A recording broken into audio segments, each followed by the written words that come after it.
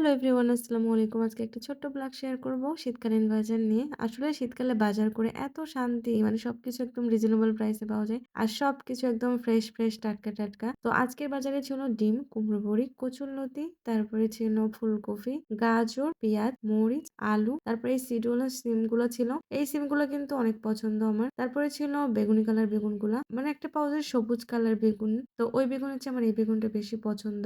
তো আরেকটা রুই মাছ ছিল। তো শীতকাল মানে হাঁড়ি ভর্তি কুমড়ো বড়ি দিয়ে একদম সবজি দিয়ে একটা মাছের ঝোল। এটা কিন্তু আমার অনেক পছন্দ। যেটা প্রত্যেক বাড়িতেই হয় আরকি। আর এই কচুরলতিগুলো এটা কিন্তু আমার মাংসের চেয়েও অনেক বেশি পছন্দ।